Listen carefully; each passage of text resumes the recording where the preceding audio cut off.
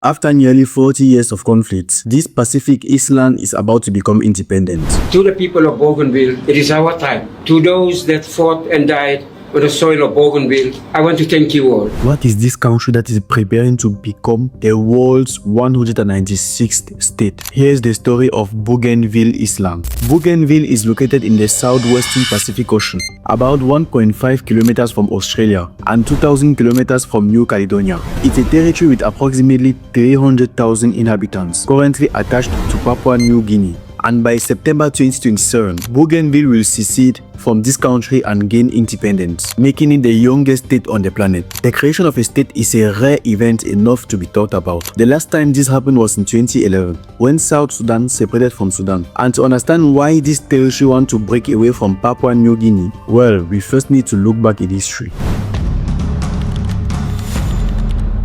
First of all, if the name of this island rings a bell, or if it simply sounds French to you, it's precisely because the territory was discovered by a French navigator between 1766 and 1769. Louis-Antoine de Bougainville led the very first French circumnavigation of the world by sea, ordered by King Louis XVI. The stated goal of this expedition was to explore the Pacific Ocean, discover the southern lands, but also new territories to colonize. During this voyage, Bougainville explored several archipelagos, and on June 13, 1768, between the Solomon Islands and Papua New Guinea, he discovered this island, to which he will later give his name, Bougainville Island. After this discovery, France didn't establish any colonies there, but that doesn't mean the local population got to live peacefully and freely, since they kept facing foreign armies. Bougainville was first colonized in 1884 by the German colonial empire, except when Germany lost World War I, the victorious countries decided to deprive it from its colonies. The Pacific Island then came under the Australian administration in 1919, was then occupied by Japanese forces between 1942 and 1943 during World War II, but returned some few years later under the Australian sovereignty, before finally attached to Papua New Guinea when this territory, itself an Australian colony, gained independence in 1975. And since then,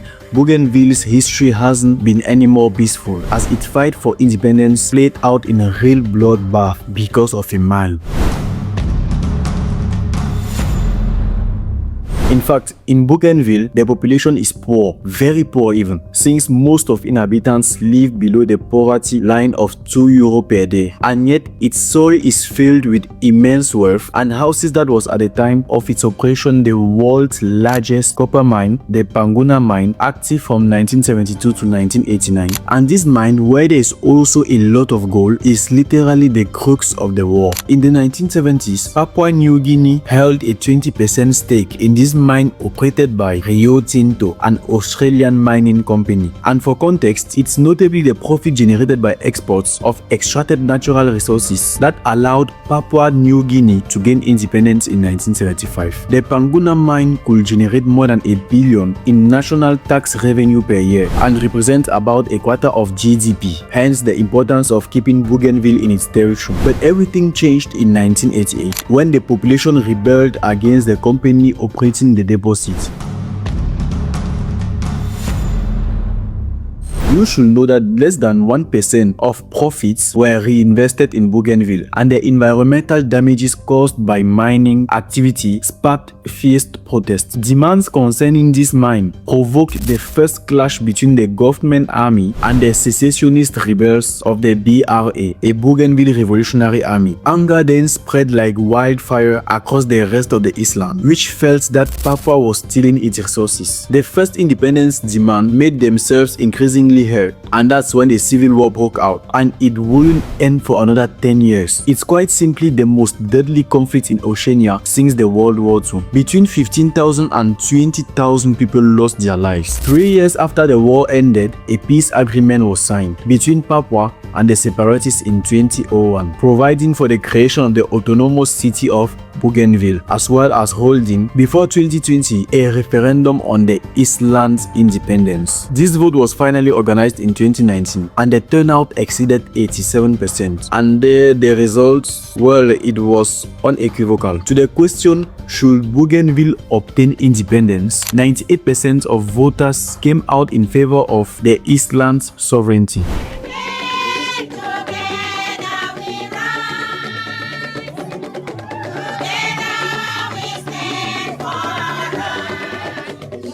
Ismail Toroama, president of the autonomous Bougainville government, and the Papua New Guinea government then agreed in 2021 on a timetable leading to the declaration of independence by 2027. And 4 years later, on December 5, 2025, Papua New Guinea Prime Minister James Marape announced that Bougainville independence process is entering its final phase. Papua New Guinea's parliament must now debate the referendum result by 2026 in June, because theoretically, independence and the referendum results, well, they must first be ratified by the parliament, meaning they must first be approved by Prime Minister before Bougainville can officially become an independent country. But this vote could set a precedent, and today, independence supporters fear that Papua New Guinea's Prime Minister will refuse to ratify the referendum out of fear of encouraging other territories to imitate Bougainville. Whatever they decide, Ismail Toroama has already made it known that with or without Papua New Guinea's agreement, Bougainville Island will be independent by September 1st, 2027. Today still, Bougainville draws 90% of its revenues from Papua New Guinea's government, which make its economic situation very fragile. That's why local authorities, as well as population, are counting heavily on a possible reopening of the Panguna mine to ensure financial autonomy. By looking forward, we are looking at opening Panguna mine. Panguna mine is a guarantee to Bougainville's aspiration moving forward. In fact, it's estimated that the Panguna mine still contains more than 5 million tons of copper and 19 million ounces of gold, about 590 tons, which will represent approximately 120 billion euro at current market prices. The problem is that since the war, it's been completely abandoned. So all the infrastructures need to be rebuilt, and that's a project costing several $billion. It's a rehabilitation that the island can't afford to pay, and that's why the local authorities are considering entrusting the work and operations of the mine to a foreign multinational, and that at risk of failing back under a certain form of external domination as in the past. China has proposed $1 billion in 2019 to modernize the infrastructure, which Papua categorically refused. Bougainville's president is rather considering turning to Donald Trump, but for now the American executive hasn't shown any real sign of interest.